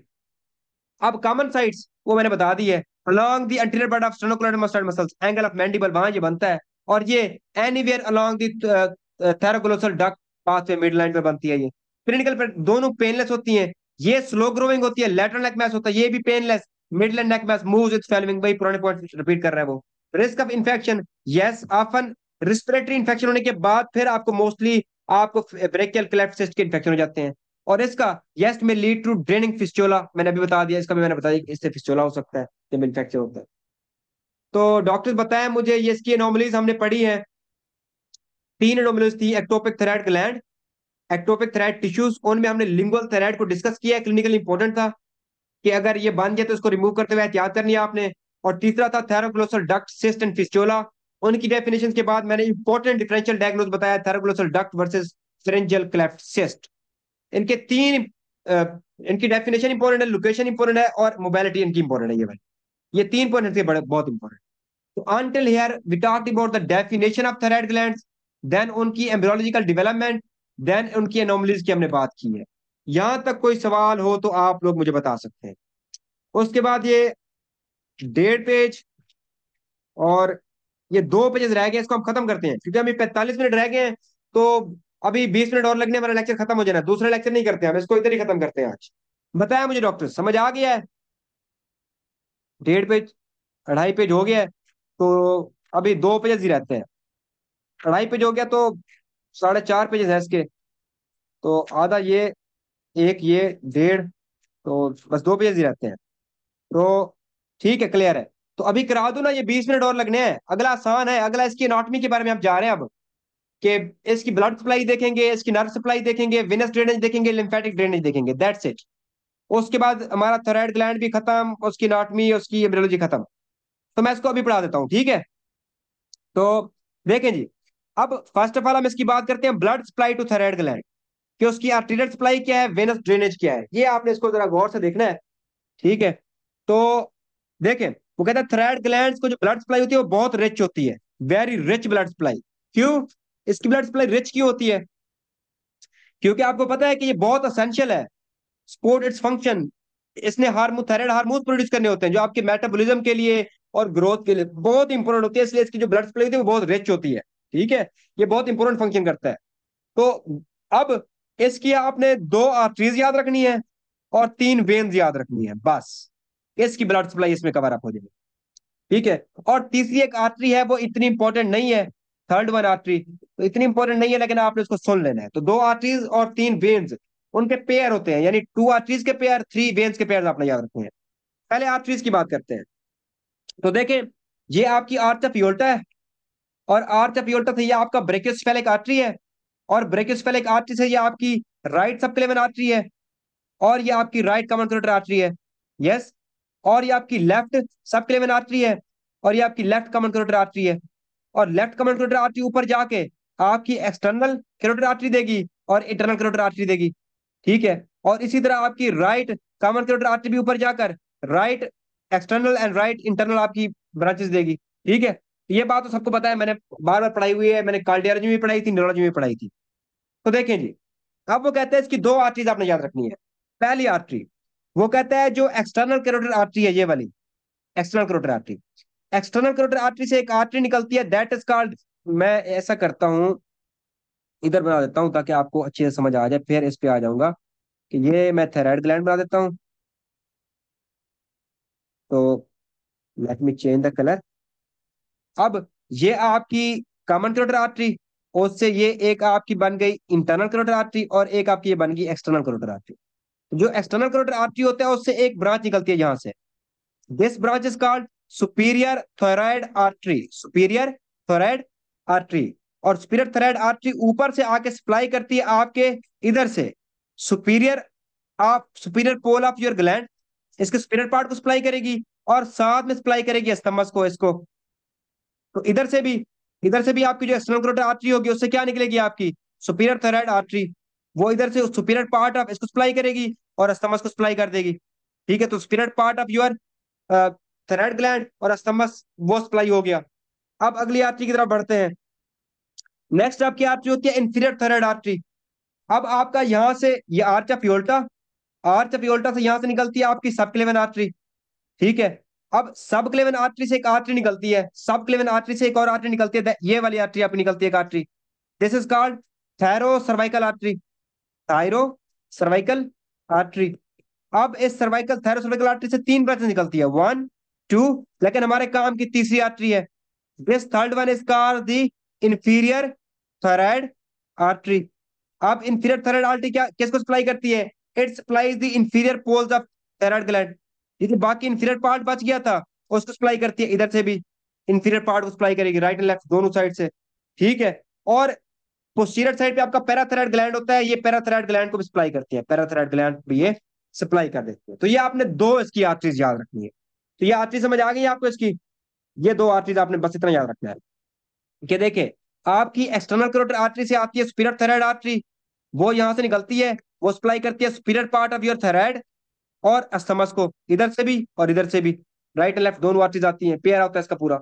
और यहां से आपकी ये सबक्लेवन आर्टरी, सबक्लेवन आर्टरी से निकलती है आपकी थैरोसर्वाइकल आर्टरी, थैरोसर्वाइकल आर्टरी की तीसरी ब्रांच होती है इंफीरियर, ये सुपीरियर थायराइड आर्टरी थी, ये inferior thyroid artery. Inferior thyroid artery inferior part को सप्लाई करती है और पीछे जाके आपके पैराथायराइड ग्लैंड को सप्लाई करती है। तो ये आपकी जो है ना दो आर्टरीज हो गई। ठीक है, मैंने बात की थी कि इसकी एक तीसरी आर्टरी भी होती है, और मैंने कहा था वो इतनी इंपॉर्टेंट तो नहीं होती, लेकिन अगर आप याद रखना चाहते हो उसको सुन लें। तीसरी आर्टरी होती है यहाँ वो, यहां से वो उसको बोलते हैं थराइड, थराइड इमा आर्टरी, थराइड इमा आर्टरी, IMA इमा आर्टरी। और ये हर इंडिविजुअल में प्रेजेंट नहीं होती, जस्ट 30% पीपल में प्रेजेंट होती है ये, हर किसी में ये प्रेजेंट नहीं होती, जस्ट नॉट 30%, जस्ट 3% पीपल में ये प्रेजेंट होती है। ठीक है, और ये अराइज कहां से होती है? ब्रेकियोस्फेरिक ट्रंक से, या फिर एओर्टिक आर्च से, या फिर from right common carotid artery से। ठीक है, तो ये आपके ब्रेकियोस्फेरिक ट्रंक से भी आ सकती है, ठीक है, एओर्टिक आर्च से भी आ सकती है, या फिर आपकी जो राइट कॉमन कैरोटिड आर्टरी है इससे भी आ सकती है। तो यहां से ये ऐसे आती है, यहां से, इन तीनों में से किसी से भी ये राइज हो सकती है। ये एओर्टिक आर्च है, ये ब्रेकियोस्फेरिक ट्रंक है, और ये आपकी राइट कॉमन कैरोटिड आर्टरी है, इन तीनों में से किसी से राइज हो सकती है। और ऐसे इन मिड लाइन ऊपर एक्सटेंड करती है, ऐसे मिड लाइन ऊपर की तरफ एक्सटेंड करती है। ठीक है, it ascends directly in the midline and supplies the anterior surface of thyroid gland and sometimes the isthmus। और सप्लाई किसको करती है? anterior surface of thyroid gland इसको, और अस्थमस को भी सप्लाई करती है, ऐसे आगे से थोड़ा सप्लाई करने। ठीक है, अच्छा, ये आर्टरी क्लिनिकली बड़ा इंपॉर्टेंट होती है। ये आपने पॉइंट ये वाला याद रखना जो बताने जा रहा हूं अभी, कि जब सर्जरी कर रहे होते हैं बाद में थायराइड ग्लैंड की, तो बी केयरफुल कि इस आर्टरी को कट नहीं लगाना, क्योंकि ये आर्टरी थायराइड ग्लैंड के बिल्कुल बिल्कुल ही अंदर घुसी हुई होती है, ये कट हो जाता है, इसको कट लग जाता है। और जब इसको कट लगता है तो वहां पर हेमोरेज जाता है, यानी यहाँ से ब्लड लीक होता है बाहर बहुत ज्यादा। ये क्लिनिकली बहुत इंपॉर्टेंट है, ये बात आपने याद रखनी है। तो इसकी दो तीन आर्टरीज आपको याद रहेंगी, आई होप सो दैट ये आपको नहीं भूलेंगी। एक्सटर्नल कैरोटिड आर्टरी से निकलती है आपकी सुपीरियर थायराइड आर्टरी, जो सुपीरियर पार्ट को सप्लाई करेगी। फिर आपकी सबक्लेविन आर्टरी से निकलती है आपकी यहाँ से थायरोसर्वाइकल आर्टरी, वहां से थर्ड ब्रांच होती है, that is called your, third branch is called your inferior thyroid artery, inferior part को सप्लाई करती है, और पोस्टीरियर आपके पैराथायराइड ग्लैंड को सप्लाई करती है। फिर मैंने कहा तीसरी आर्टरी होती है आपकी थायराइड इमा आर्टरी, जो कि या तो आपकी इस आर्ट से, यूरेटिक आर्ट से, ब्रेकियोस्फेरिक ट्रैक्ट से, या फिर राइट कॉमन कैरोटिड आर्टरी, इन तीनों में से किसी एक से आती है। और जस्ट 3% पीपल में होती है, मोस्टली में 97% लोगों में ये नहीं होती। और ये मिड लाइन ऊपर असेंड करती है और जाके anterior part of your thyroid gland को सप्लाई करती है, सम पार्ट ऑफ स्टमक भी सप्लाई कर सकती है। ठीक है, और ये देखें इसने इधर भी बताई हुई है कि एक्सटर्नल कैरोटिड आर्टरी के सुपीरियर थायराइड ब्रांच है, और ये लेफ्ट सबक्लेविन आर्टरी उसने दिखाई हुई है, वहां से ये क्या निकल रही है? थैरोसर्वाइकल आर्टरी, उसकी दो ब्रांचेस, तीसरी इंफीरियर थायराइड आर्टरी उसने ये निकाली हुई है, ये सप्लाई कर रही है। ठीक है, now we will talk about the venous drainage, कि इसकी वेनस ड्रेनेज क्या है, वेन्स इसको इससे ड्रेन कैसे होती है, तो वो देख लें जी। तो अब देखें किधर गया किधर गया, ये रहा। वेनस ड्रेनेज बहुत आसान है। तो इसकी तीन वेन्स आपने याद रखने, तीन वेन्स बहुत सिंपल सी है, बहुत सिंपल सी। देखें, पहली आपकी वेन कौन सी है? जिस तरह आपकी आर्टरीज थी, सुपीरियर थायराइड वेन, ये ऊपर वाली, ये superior part of your thyroid, वहां से ब्लड ड्रेन करेगी और इसको कहां डाल देगी? इंटरनल जुगुलर वेन में। फिर आपकी दरमियान में मिडल थायराइड वेन, सुपीरियर के बाद मिडल थायराइड वेन, ये middle part of your thyroid gland से इधर से भी ड्रेन करेगी, और ये भी कहां डाल देगी? इंटरनल जुगुलर, ये इंटरनल जुगुलर वेन है उसके अंदर डाल देगी। फिर आपकी, फिर सबसे नीचे होती, अच्छा यहां से आप इंटरनल जुगुलर वेन, इधर से भी सुपीरियर थायराइड वेन और मिडल थायराइड वेन ने ब्लड कहां डाल दिया? इंटरनल जुगुलर वेन में। इंटरनल जुगुलर वेन नीचे आएगी, नीचे आएगी, नीचे आएगी, आप ये ब्लड किस में डाल देगी? ब्रेकियोस्फेरिक वेन में। यहां से ब्रेकियोस्फेरिक वेन, जब ब्रेकियोस्फेरिक वेन में आएगा तो फिर नीचे आपकी एक और होती है इंफीरियर थायराइड वेन। तो inferior thyroid when inferior part of thyroid gland से ब्लड वसूल करेगी, और वो डायरेक्ट किस में डाल देगी? आपकी ब्रेकियोस्फेरिक वेन में। और ब्रेकियोस्फेरिक वेन इधर से और इधर से दोनों तरफ से आएगी, और ये किस में ड्रेन करेगी? आपकी सुपीरियर वेना केवा में, जो कि आपके राइट एट्रियम में डाल देगा। फिर तो इसकी सोच सिंपल थी भाई, ड्रेनेज सो सिंपल थी ब्लड की तरह से। ठीक है, ये अगर मैं इसको बनाऊं ऐसे, ऐसे, तो इधर ऊपर से कौन लेगा? सुपीरियर थराइड वेन, इधर से मिडल थराइड वेन, इधर से inferior thyroid vein. Superior and middle किस में आएगी? इंटरनल जुगुलर वेन में। इंटरनल जुगुलर वेन किस में आएगी? ब्रेकियोसेफेलिक वेन में। और इंफीरियर थराइड ब्रेकियोसेफेलिक में आ जाएगी। और उसके बाद दोनों ब्रेकियोसेफेलिक मिलेगी, क्या बनाएंगी? हाँ जी, स्पिरिट वेना केवा, जो कि फिर आपके हार्ट में, राइट एट्रियम में। अनटिल एनी क्वेश्चन डॉक्टर, बताया मुझे यहां तक कोई सवाल हो तो बताया मुझे, डॉक्टर हिजाब एंड डॉक्टर मरियम रजाक। तो समझ आ गया कि नहीं समझ आया आपको यहां तक? कि उसकी मैंने अभी तक आपको आर्टेरियल सप्लाई पढ़ाई है, और मैंने उसकी जो है ना वेनस ड्रेनेज पढ़ा दी है। नेक्स्ट हमारे पास, चले, very good doctor Jabir Ahmad, clear. Next है हमारे पास जी, lymphatic drainage of thyroid glands, कि इनकी जो लिम्फ होता है, लिम्फ कैसे ड्रेन होता है? That's also so simple, very so simple. इनका जो लिम्फ ड्रेन होता है उसको आपने कैसे याद रखना है डॉक्टर्स? देखें, लिम्फ ड्रेनेज करने के लिए इसके कुछ लिम्फ नोड्स होते हैं जिनके अंदर ये ड्रेन होता है। The glands has a rich lymphatic system, इनकी ब्लड सप्लाई भी रिच है। और इनकी लिम्फेटिक ब्लड सप्लाई क्यों रिच है? क्योंकि इनको, इनके हार्मोन्स बड़े इंपॉर्टेंट होते हैं मेटाबॉलिज्म और ग्रोथ के लिए। और लिम्फेटिक सिस्टम क्यों रिच है? क्योंकि इन्होंने जो हार्मोन्स रिलीज करने हैं, वो फिर इन्हीं लिम्फ लिम्फ लिम्फ से होते हुए ये रिलीज करेंगे, लिम्फ पे जाएंगे, लिम्फ से होते हुए आपकी जनरल सर्कुलेशन में फिर ये आएंगे, ब्लड के अंदर ये आएंगे फिर वहां से। तो इसीलिए इनकी लिम्फेटिक सिस्टम ही रिच होता है, कि इनके हार्मोन्स बड़े इंपॉर्टेंट है भाई। तो ये कौन कौन से लिम्फ नोड यहाँ से ड्रेन करते हैं? देखिए आपने कुछ याद रखने हैं। पहला होता है, ये देखिए इसके साथ पड़ा होता है ट्रेकिया, ये आपका थायराइड ग्लैंड, ठीक है। इसके साथ ये पड़ा हुआ है ये ट्रेकिया, और ऊपर ये पड़ा हुआ है लेरिंग्स, ठीक है, और ये ट्रेकिया पड़ा हुआ है। तो आपने उसके मुताबिक इसके लिम्फ नोड याद रखने हैं। इसका पहला लिम्फ नोड होते हैं प्री ट्रेकियल लिम्फ नोड्स, के ट्रेकिया के आगे पड़े हुए हैं, ये ट्रेकिया, तो प्री ट्रेकियल लिम्फ नोड्स उसके आगे पड़े हुए हैं। या फिर पैराट्रेकियल लिम्फ नोड्स, के आपके ट्रेकिया के साथ साथ पड़े हुए हैं, वो वाले ड्रेन करेंगे। तो प्री ट्रेकिया, पैराट्रेकिया, उसके बाद ये पैराट्रेकिया हो गए, ये प्री ट्रेकिया हो गए। उसके बाद, ठीक है, उसके बाद देखें, लोअर डीप सर्वाइकल नोड्स, ये लोअर डीप है, डीप, डीप है, डीप सर्वाइकल यानी नेक में डीप है लेकिन लोअर है। ये अपर या फिर सुपीरियर डीप सर्वाइकल नोड्स, अपर या फिर सुपीरियर डीप सर्वाइकल नोड्स। और ऊपर मैंने क्या कहा था? मैंने कहा यहाँ पे लिरिक्स पड़ा हुआ है, तो प्री लिरेंजियल नोड्स, लिरिक्स लिरिक्स के आगे पड़े हुए हैं प्री लिरेंजियल नोड्स, वहां पड़े हुए हैं। इवन के दो और भी होते हैं आपके यहाँ पर, सब मैंडिबुलर और सब मेंटल नोड्स होते हैं, लिम्फ नोड होते हैं यहाँ पर ऊपर, सब मैंडिबुलर एंड सब मेंटल नोड्स, वो भी आपने याद रखने हैं, वो भी ड्रेन करते हैं। तो ये इनकी है ड्रेनेज, ठीक है। तो ये प्री ट्रेकियल, ट्रेकिया के आगे paratracheal, lower deep cervical nodes, upper deep cervical nodes, और प्री लेरेंजियल, और आपके ये सब मैंडिबुलर एंड सब मैंड, ठीक है। और दीज नोड्स आर इंपॉर्टेंट, क्यों? क्योंकि बाज दफा पेशेंट्स, किसी पेशेंट को कैंसर हो जाता है थायराइड ग्लैंड का। अब जब थायराइड ग्लैंड का कैंसर होता है, तो इस कैंसर के बाद क्या होता है कि थायराइड ग्लैंड के कैंसर के बाद जो कैंसर है वो इन लिम्फ नोड से होता हुआ, इन थायराइड ग्लैंड से होता हुआ लिम्फ नोड में चला जाता है कैंसर, ठीक है। कैंसर मेटास्टेज करता है आपके थायराइड ग्लैंड से होता हुआ इन लिम्फ नोड्स के अंदर, that's why it's important, as cancer from thyroid gland can metastasize to these lymph nodes. तो आई होप कि आपको इसकी लिम्फ सप्लाई भी आ गई होगी। वो रिच होती है क्योंकि थायराइड ग्लैंड्स को इसने वहां से निकाल कर, थायराइड ग्लैंड से थायराइड हार्मोन्स को निकाल कर ब्लड के अंदर डालना होता है, दैट्स व्हाई ये रिच होते हैं। और कौन कौन से होते हैं मैंने बता। No last but not least, इसकी नर्व सप्लाई, कि इसको नर्व सप्लाई कौन करता है? ये बहुत आसान है, सबसे ज्यादा ये आसान है। तो देखें जी, nerve supply to thyroid glands, तो इसकी नर्व सप्लाई सिंपैथेटिक भी होती है और पैरासिम्पैथेटिक भी होती है। अगर सिंपैथेटिक नर्व सप्लाई की बात करें, तो वो मैंने आपको पहले पढ़ाया हुआ है। जब मैंने आपको सिंपैथेटिक नर्वस सिस्टम पढ़ाया था, तो मैंने कहा था कि सिंपैथेटिक गैंग्लिया होते हैं और सर्वाइकल सिंपैथेटिक गैंग्लिया पढ़ाया था। मैंने कहा तीन होते हैं, superior cervical ganglia, middle cervical ganglia and inferior cervical ganglia. ये तीन मैंने आपको सर्वाइकल गैंग्लिया पढ़ाए थे। ये सर्वाइकल गैंग्लिया होते हैं, नेक में होते हैं। ये तीन, ये नेक में होते हैं, इस तरह वन टू तीन गैंग्लिया। इनसे पोस्ट गैंग्लियानिक फाइबर निकलते हैं, और वो पोस्ट गैंग्लियानिक फाइबर जाकर किसको सप्लाई करते हैं? आपके थायराइड ग्लैंड को सप्लाई करते हैं, और सिंपैथेटिक सप्लाई करते हैं। और ये जो सिंपैथेटिक सप्लाई होती है, it does not influence your thyroid hormone secretion. आप ये नहीं कह सकते कि आपको सिंपैथेटिक सप्लाई जाएगी फिर थायराइड हार्मोन रिलीज होंगे, नहीं। इसका सिंपैथेटिक सप्लाई का सब जस्ट फंक्शन ये होता है कि उसकी ब्लड फ्लो को मेंटेन रखना। लाइक ये आपका, आई एम सॉरी, ये आपका है जी थायराइड ग्लैंड, ये उसको लेट्स सपोज दैट आपकी ब्लड सप्लाई जा रही थी, सुपीरियर थायराइड आर्टरी थी, सुपीरियर थायराइड आर्टरी।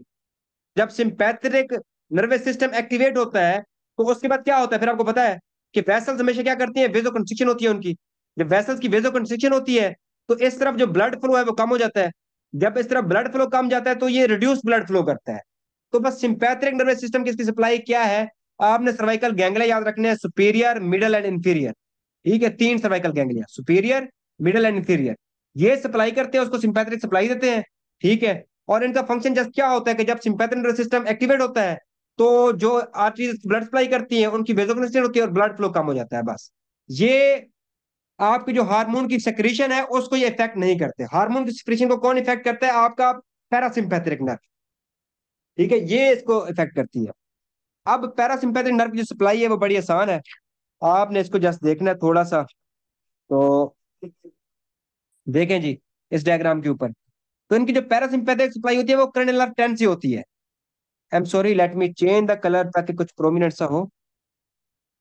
तो देखें जी, ये आपकी क्रैनियल नर्व 10 ऊपर से आई, इधर से भी राइट एंड लेफ्ट, ये आपकी राइट, ये आपकी लेफ्ट क्रैनियल नर्व 10, जिसको आप वेगस नर्व बोलते हैं। जब ये यहां से आती है क्रैनियल नर्व 10, तो यहां से ये दो ब्रांचेस देती है। एक को हम बोलते हैं जी यहां से आई एम सॉरी, ये दो ब्रांच नहीं देती, एक ही ब्रांच देती है, यहां से आती है, यहाँ एक ये ब्रांच देती है। This branch is called your superior laryngeal nerve. इधर से भी सुपीरियर लिरेंजियल नर्व, इधर से भी आएगी, इधर से भी सुपीरियर लिरेंजियल नर्व देगी। तो एक को हम बोलेंगे लेफ्ट सुपीरियर लिरेंजियल नर्व, एक को हम बोलेंगे राइट सुपीरियर लिरेंजियल नर्व। तो दो नर्व बन जाती हैं। तो यहां से सुपीरियर लिरेंजियल नर्व आएंगी। तो जो सुपीरियर लिरेंजियल नर्व होती है वो फिर क्या करती हैं, इट सप्लाइज टू योर, ये सप्लाई किसको करती है फिर, ये सप्लाई करती है यूर थायराइड ग्लैंड को सुपीरियर साइड से ऊपर से, एंड यूर लिरेंजियल मसल्स। जो लिरेंजियल नर्व होती है उनकी सप्लाई दो तरह की होती है, ये मैं बना रहा हूं आपका थायराइड ग्लैंड और इधर लेरिंग्स। तो बेसिकली ये आपकी ऊपर से, आई एम सॉरी क्या हो गया है, ये ऊपर से आपकी आई क्रेनियल, क्रेनियल 10 आई, नीचे नीचे कंटिन्यू रही, लेकिन यहां से उसने ऊपर से क्या दे दिया, laryngeal nerve, superior laryngeal nerve, superior laryngeal nerve. Superior laryngeal nerve क्या करेगी, ये आपके थायराइड ग्लैंड को भी सप्लाई करती है, लेकिन इसकी जो मेन सप्लाई होती है वो ये लेरिंग्स होता है, जिससे आप लेरिंग्स के मसल्स होते हैं जिनसे आप स्पीच प्रोडक्शन करते हैं। तो ये आपकी इस तरह आपकी क्रेनियल नर्व 10 जो है ना वो सुपीरियर लिरेंजियल नर्व देकर आपके ये जो स्पीच के मसल्स है लेरिंग्स उनको सप्लाई करती है। ठीक है, तो इधर से भी और इधर से भी सप्लाई जाएगी। ठीक है, तो मेन सप्लाई इनको होती है। फिर मजीद अब ये आपकी सुपीरियर लिनेंजल नर्व होगी, right and left superior laryngeal nerve. अब आगे दोनों, इधर से आई ये ब्रांच देगी, इधर से आई ये ब्रांच देगी, इसने किसको सप्लाई किया, इसने सप्लाई कर दिया आपके थायराइड ग्लैंड्स को और मेनली लेनस को सप्लाई कर दिया ताकि स्पीड प्रोडक्शन हो। उसके बाद आपकी क्रेनियल नर्व 10 नीचे की तरफ जाती है, नीचे की तरफ असेंड होती है। अब राइट एंड लेफ्ट को अलग अलग करके पढ़ेंगे, पहले राइट वाली देख लें। राइट वाली नीचे आई, नीचे आई, नीचे आई, नीचे आई। जब राइट वाली ये ब्रेकियोस्फेरिंग ट्रंक के पास आती है, तो ब्रेकियोस्फेरिंग ट्रंक के पास आने के बाद जो राइट आपकी वेगस नर्व है, ये एक ब्रांच देती है। वो ब्रांच फिर क्या करती है, वो ब्रांच रिकरंट करती है, ओवरलैप करती है, एक लूप बनाती है अराउंड ब्रेकियोस्फेरिक ट्रंक। ये आपका ब्रेकियोस्फेरिक ट्रंक है, तो इसके इर्द गिर्द लूप बनाती है और लूप बना के ऐसे वापस ऊपर की तरफ सेंड करती है। तो दिस इज कॉल्ड राइट, क्योंकि हम राइट वेगस नर्व पढ़ रहे हैं, राइट रिकरंट। रिकरंट का मतलब है कि ऊपर वापस जा रही है।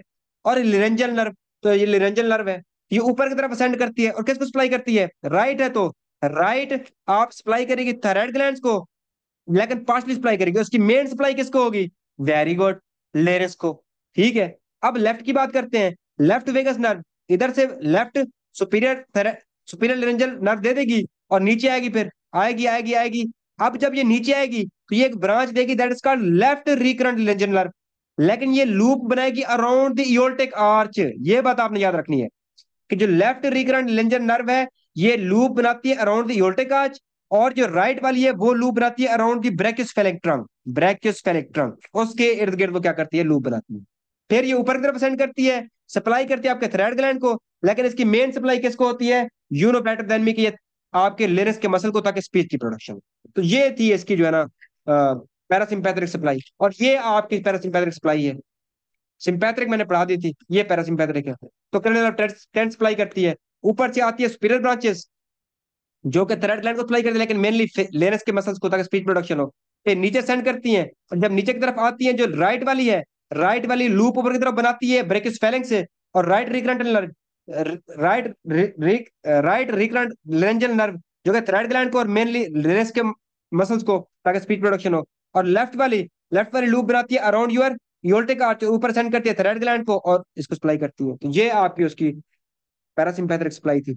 अच्छा, इसके बारे में आपने एक बात याद रखनी है कि बाज दफा आपको थेरोडेक्टोमी करनी पड़ती है, रिमूवल ऑफ थेरोइड ग्लैंड करना पड़ता है। ये करते हुए बी केयरफुल रहे, बाज दफा आप जो ना लिरेंजल नर्व को इंजरी देते हैं, उनको कट कर देते हैं। जब आपकी लिरेंजल नर्व कट हो जाएंगे तो लिरेंजल नर्व किसको सप्लाई करिए, आपकी लिनस को, स्पीच प्रोडक्शन में काम आ रही है। जब ये नर्व्स कट हो जाएंगे तो आपकी स्पीच प्रोडक्शन में प्रॉब्लम आएगा, चेंज इन वॉइस, जिसको हम बोलते हैं हॉर्सनेस ऑफ वॉइस, आ जाएगी पेशेंट को। ठीक है। तो ये थी उसकी नर्व सप्लाई। तो नर्व सप्लाई दो है, सिंपैथेटिक सर्वाइकल गैंग्लिया से आती है, वो हार्मोन्स के रिलीज को कंट्रोल नहीं करती, वो जस्ट उसके ब्लड फ्लो को कंट्रोल करती है। और दूसरी होती है पैरासिम्पैथेटिक, वो वेगस नर्व से आती है। वेगस नर्व पहले right and left vagus nerve क्या देती है आपकी, ये देती है आपकी superior laryngeal nerve, right and left, जो कि आपकी थ्रेड ग्लैंड को सप्लाई करती है, लेकिन मेनली रेंजल मसल को सप्लाई करती है ताकि स्पीच प्रोडक्शन हो। फिर जो राइट वेगस नर्व है, ये नीचे की तरफ आती है, और फिर एक और branch that is called right recurrent nerve, जो कि लूप करती है अराउंड ब्रेकियोस्फेरिक ट्रंक और ट्रेवल करती है ऊपर की तरफ, थ्रेड ग्लैंड को सप्लाई करती है, लेकिन मेनली रेंजल मसल को सप्लाई करती है। और आपकी फिर लेफ्ट सुपीरियर रेंजल नर्व देने के बाद आपकी लेफ्ट वेगस नर्व नीचे की तरफ आती है, और एक और ब्रांच देती है that is called left recurrent laryngeal nerve, जो लूप बनाती है अराउंड एओर्टिक आर्च और ट्रेवल बैक करके थ्रेड ग्लैंड को, लेकिन मेनली सप्लाई करती है निरंजन मसल्स को। तो आई होप कि आपको समझ आ गई होगी कि इसकी दो मेन आर्टरीज हैं, superior thyroid artery, inferior thyroid artery, या फिर थायराइड इमो आर्टरी, ये वाली दरमियान वाली तीन आर्टरीज, तीन veins, superior thyroid when, middle thyroid when, inferior thyroid when, ये वाली इसकी वेनस ड्रेनेज। लिम्फेटिक नोड मैंने बता दिए, pre tracheal, paratracheal, lower deep cervical, upper deep cervical, pre laryngeal, और आपके submandibular and submental. Nerve supply मैंने अभी पढ़ाई है, सिंपैथेटिक एंड पैरासिम्पैथेटिक मैंने पढ़ा दी है। तो आई होप कि आपको, और देखें इधर आपकी आर्टरी की सप्लाई भी रिवाइज हो रही है, देखिए आर्टरी की सप्लाई भी इसमें दोबारा इधर लिखी हुई है, खुद देख लो, जो समझ आया तो आपने मुझे बताना है।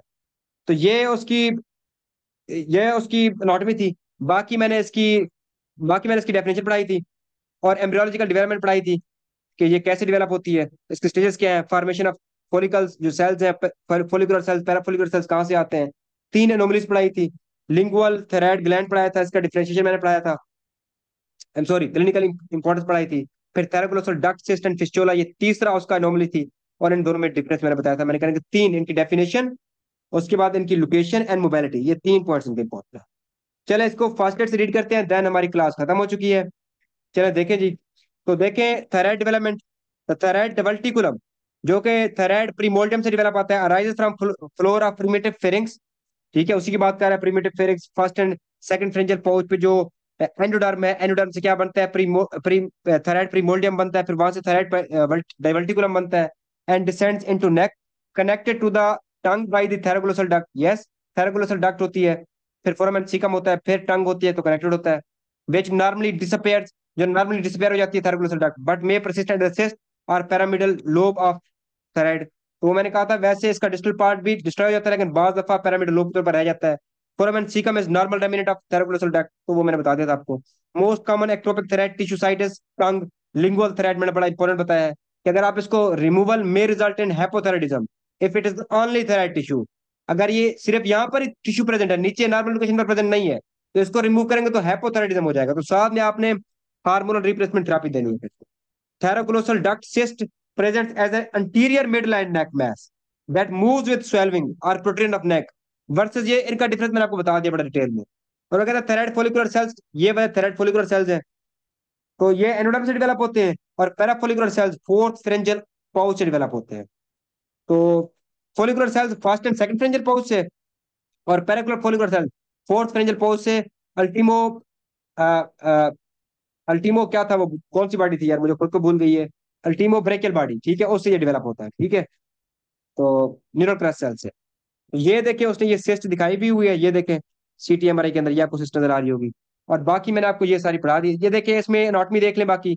ये फोरामेन सीकम है, ये आपकी हायोइड बोन है, और ये आपकी थैरोइड मेम्ब्रेन है, ये वाली हायोइड बोन के नीचे थैरोइड मेम्ब्रेन होती है। फिर उसके बाद नीचे आपकी ये क्या है, थैराइड कॉर्टिलेज है ये वाला। फिर उसके बाद ये आपका थैराइड ग्लैंड है, ये वाला बन रहा है, जो कि सेकंड टू फिफ्थ, ये नीचे ये ट्रेकिया है, ये ट्रेकिया के रिंग है, second to fifth tracheal ring पे ये होता है, ये आपका थैराइड है। ये नीचे फिर उसका ट्रेकिया था, ये ब्रेकियोस्फेरिक आर्टरी, बाकी मैंने पढ़ा दी है। ये इधर भी देखें तो ये आपकी थैराइड बोन है, और ये आपका थैराइड मेम्ब्रेन है नीचे की तरफ। ये थायरोग्लोसल डक्ट जा रही है, फिर वही उसी बात को मुझे शो करा रहा है। तो डॉक्टर्स, यहाँ तक कोई सवाल हो तो मुझे बताएं। यहाँ तक कोई चीज आपकी रह गई हो थायराइड थायराइड ग्लैंड्स के बारे में तो आप मुझे बताएं। अदरवाइज कल का जो हमारा लेक्चर होगा वो एंडोक्राइन एनाटॉमी हम स्टार्ट करेंगे, उसमें हम पिट्यूटरी ग्लैंड देखेंगे, एड्रिनल कॉर्टेक्स मेडुला, और ये वाली चीजें हम देखेंगे। Until here any question about about the topic? कोई सवाल डॉक्टर्स बताएं मुझे। If you don't have any question, then class dismiss. Okay, class dismiss.